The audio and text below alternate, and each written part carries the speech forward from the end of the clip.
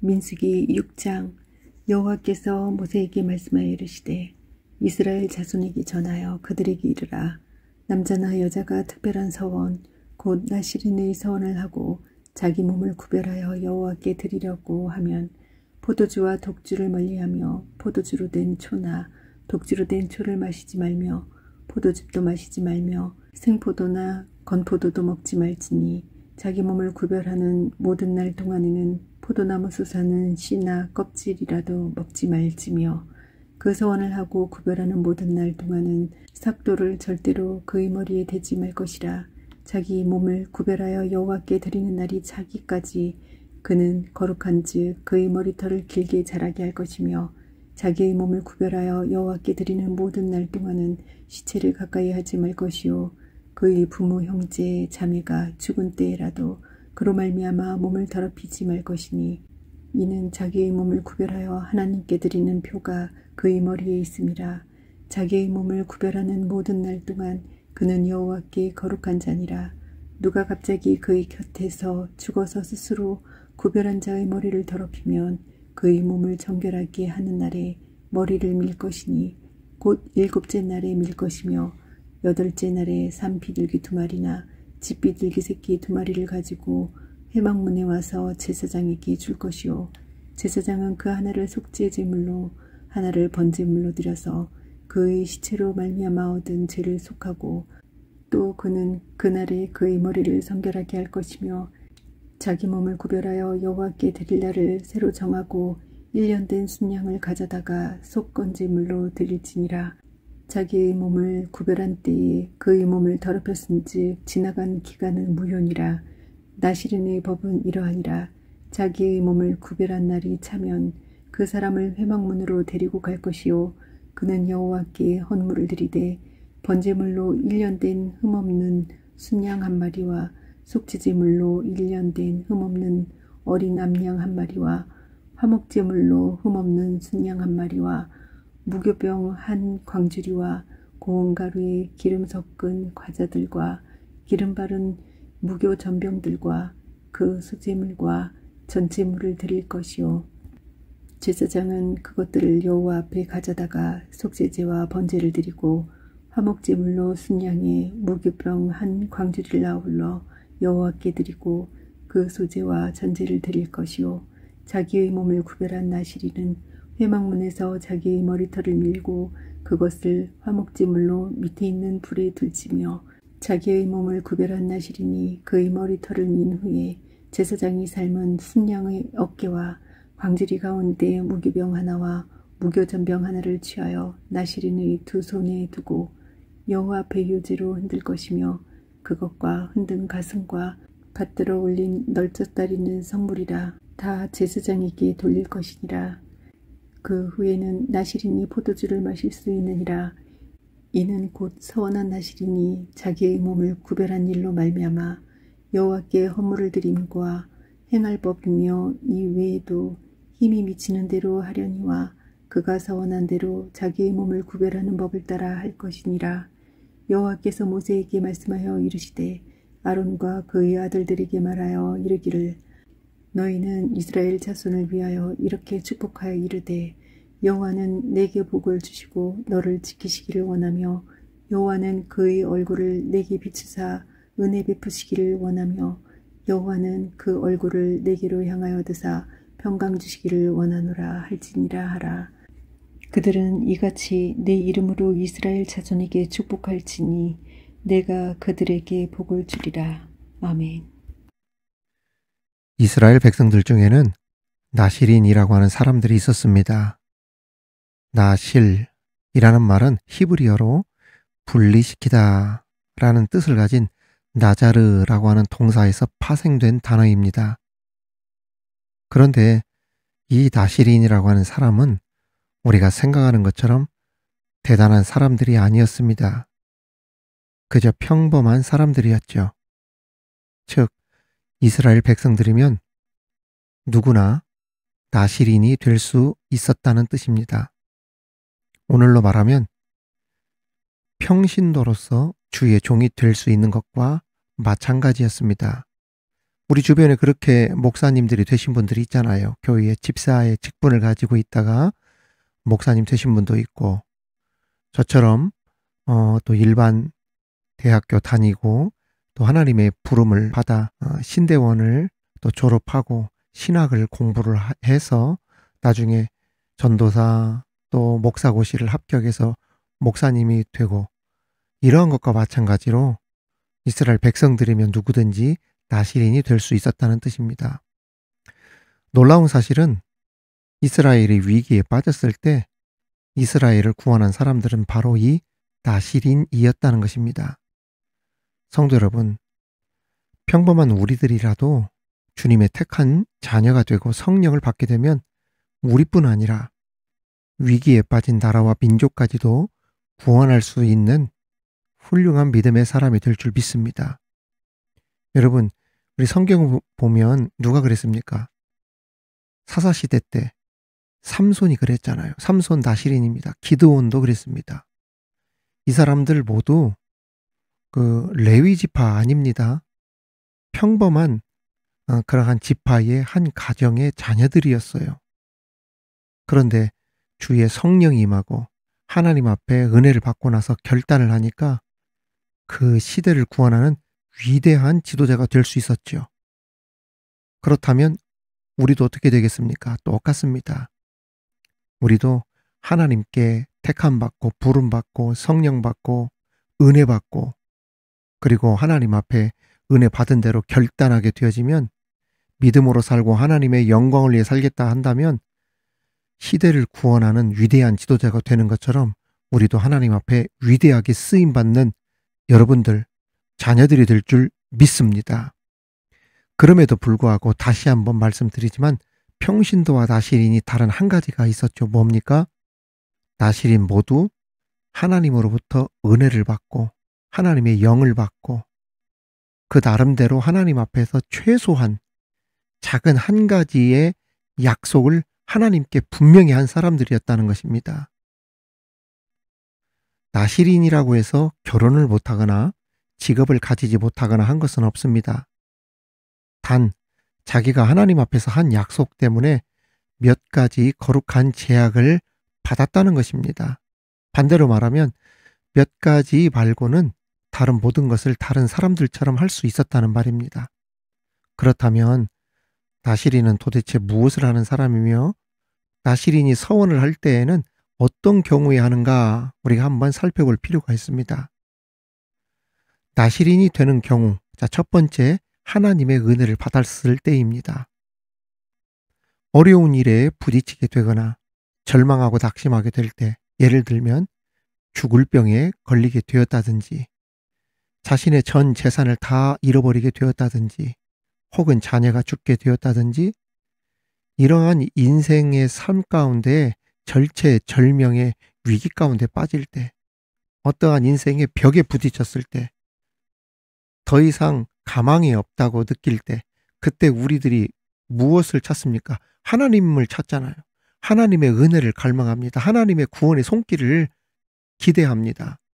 그런데 하나님 앞에 서원한 후에 하나님의 은혜로 이 모든 것을 찾거나 회복하거나 또 죽음 가운데서 살게 되어졌을 때 그 은혜에 감사하여 서원을 하는 것이죠.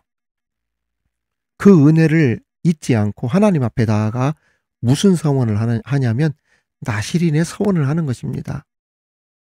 그러면서 하나님께서 주신 은혜를 힘입어 하나님 앞에 나름대로 내가 이렇게 살겠습니다라고 약속을 하는 것이죠. 예를 들어서 하나님, 이제껏 술로 살아왔는데 술을 끊고 새 사람이 되겠습니다.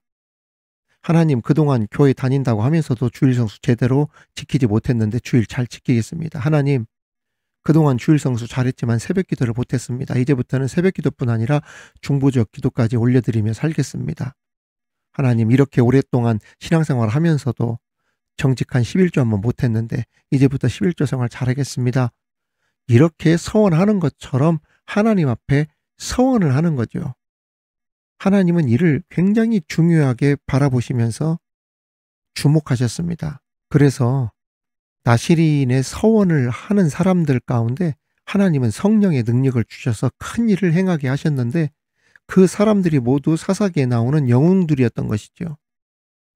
입다, 온니엘, 삼손, 기드온 이 모든 성경의 영웅들이 바로 레위 지파 출신이 아니라 평신도 출신이었다는 것을 여러분 기억하시기 바랍니다. 그렇습니다, 여러분. 오늘 우리들도 마찬가지입니다.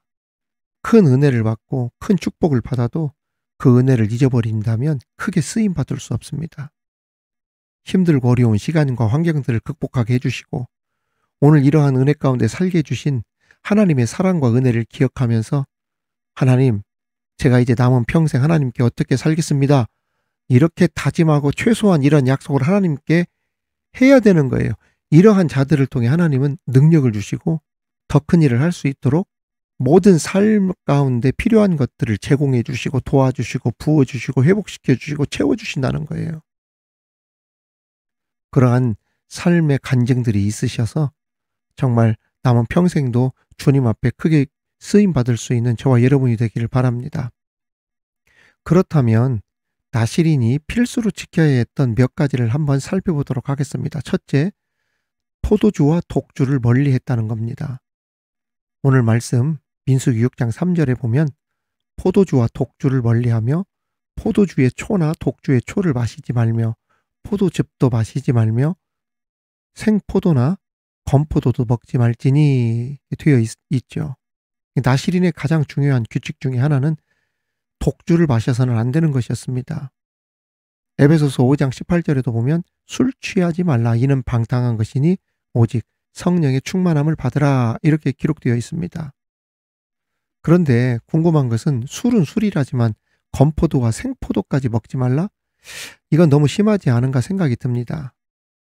그런데 여기서 생포도나 건포도가 말하는 것은 어떠한 그 알코올성 열매이기 때문에 먹지 말라 이런 뜻이 아닙니다. 여기서 먹지 말라는 것은 가장 좋아하는 음식, 즉 식탐과 식욕을 의미합니다. 지금도 팔레스틴 특산품 중에 가장 많이 각광과 사랑을 받는 음식이 있다면 바로 포도입니다. 즉 좋아하는 어떠한 음식에 너무 빠져서 살지 말아라 이 뜻입니다. 예수님께 빠져 살아야 되는데 세상 재미에 너무 빠져 살아서는 안 된다는 그런 의미가 담겨 있죠. 아무리 좋아도 누구 다음으로 좋아야 한다? 예수님 다음으로 좋아야 합니다. 예수님보다 좋은 것이 있어서는 안 된다는 뜻입니다. 그러한 의미에서 포도주와 독주를 멀리하며 생포도나 건포도도 먹지 말라, 포도즙도 마시지 말라 하신 것입니다. 두 번째는 나실인이 지켜야 될 것 중에 하나가 머리카락을 잘라서는 안 된다는 것입니다.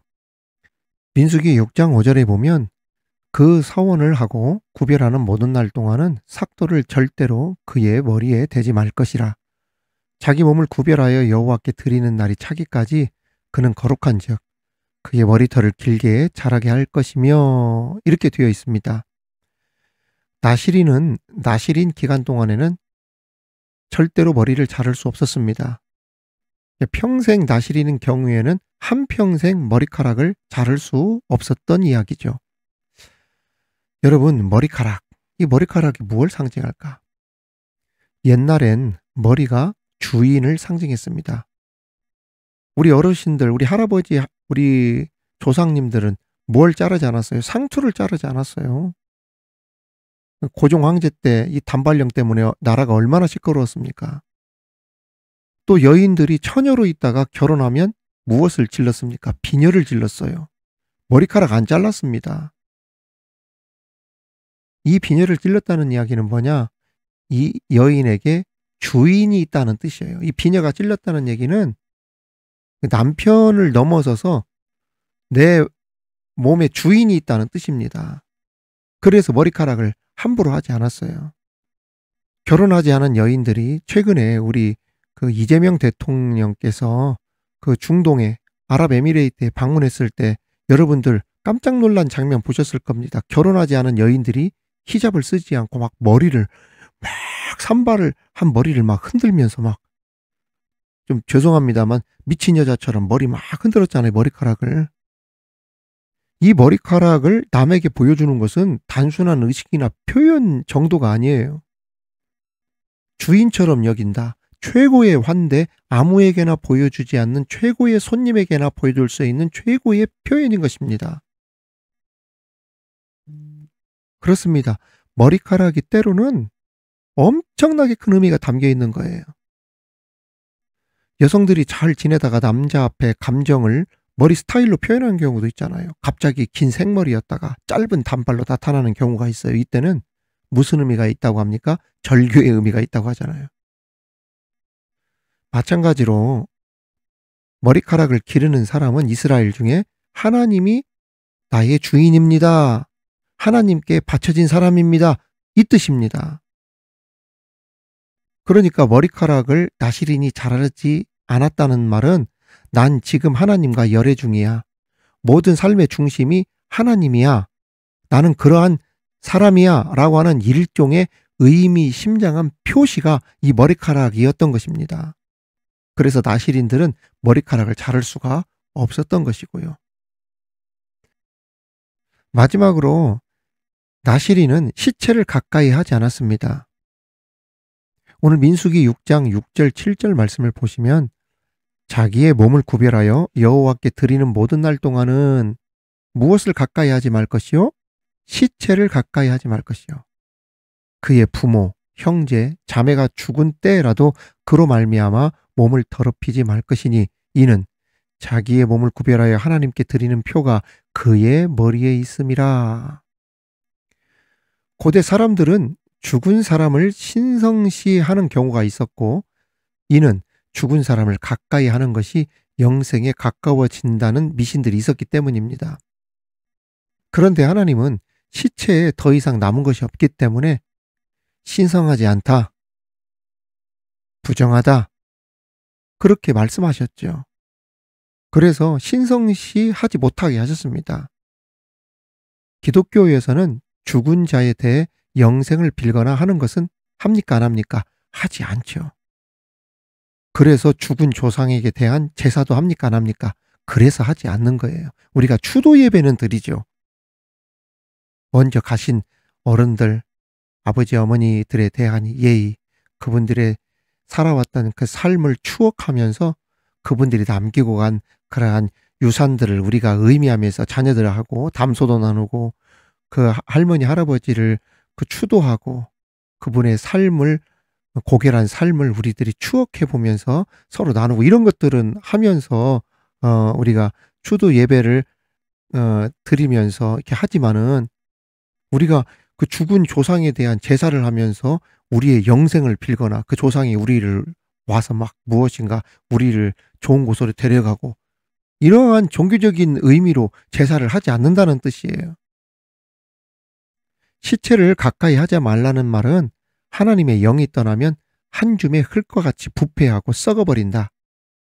가장 조심해야 할 것은 하나님의 영이 충만하여 부패하지 않고 항상 강건하고 능력 있는 종이 되어야 함을 가르치기 위함이었던 것입니다. 그래서 시체를 가까이 하지 말라 이렇게 말씀하였던 것입니다. 사랑하는 성도 여러분, 우리는 하나님 앞에 부름을 받고 은혜를 받고 성령 임하여 결단하여 하나님 앞에 지금 맡겨진 사명을 감당하고 있는 영적 나시린으로 살아가고 있다는 것을 기억하시기 바랍니다. 특별히 나시린이 지켜야 했던 세 가지의 필수 덕목들 우리가 기억하여서 우리 하나님보다 더 좋은 것이 없기를 바라고 우리 하나님을 최고로 여기시고 그리고 무엇보다도 나는 하나님과 열애 중이야. 내 삶의 중심이 하나님이야 라는 그러한 마음 자세로 하나님의 영이 떠나면 한 줌의 흙과 같이 아무것도 아니라는 사실을 기억하면서 날마다 하나님의 성령으로 충만하여 강건하고 능력 있는 종으로 우리 하나님께 쓰임받을 수 있는 저와 여러분이 영적 나시린이 되시기를 우리 주님의 이름으로 축원합니다. 하나님 아버지, 하나님의 큰 은혜를 받고 축복을 받아 여기까지 살게 하여 주신 은혜 감사를 드립니다. 우리 모두 하나님께 부름받아 하나님의 사명을 잘 감당할 수 있는 구별된 나시린임을 기억하게 하여 주옵소서. 주님, 우리들이 멀리할 것 멀리하게 하여 주옵시고 하지 말아야 할 것들 잘 구별하여 영적 나시린으로서 하나님의 영 충만하여 강건하고 능력 있는 종으로 우리 하나님 앞에 쓰임 받을 수 있는 우리들 되게 하여 주시옵소서. 감사드리며 예수님 이름으로 기도하옵나이다. 아멘.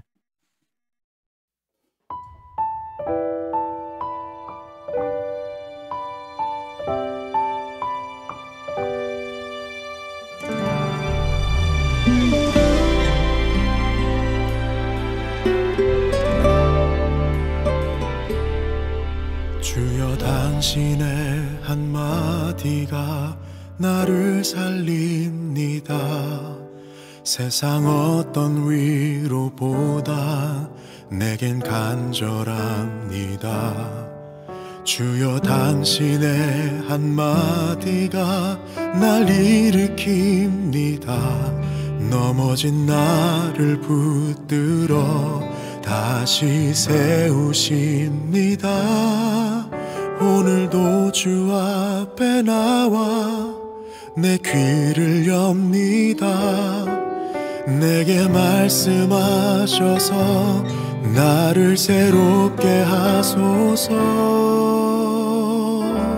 주여 말씀하소서. 내가 듣겠나이다.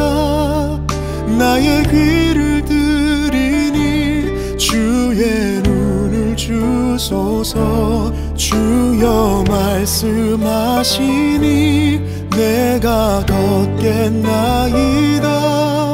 주의 눈으로 나의 가야 할 길 보게 하소서.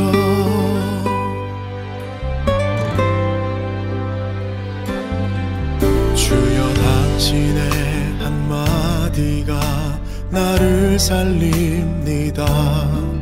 세상 어떤 위로보다 내겐 간절합니다.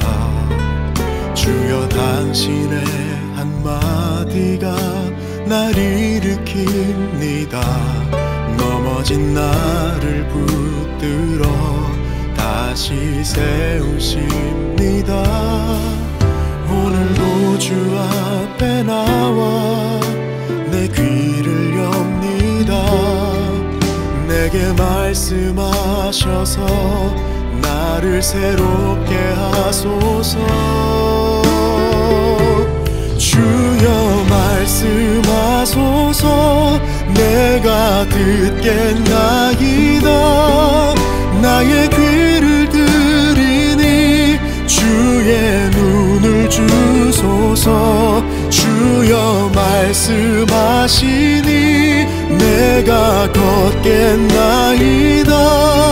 주의 눈으로 나의 가야 할 길 보게 하소서.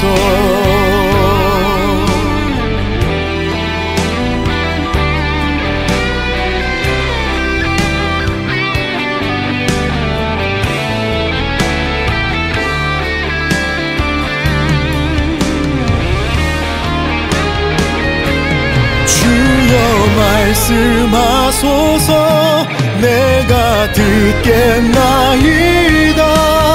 나의 귀를 들이니 주의 눈을 주소서. 주여 말씀하시니 내가 걷겠나이다. 주의 눈으로 나의 가야 할 길 보게 하소서.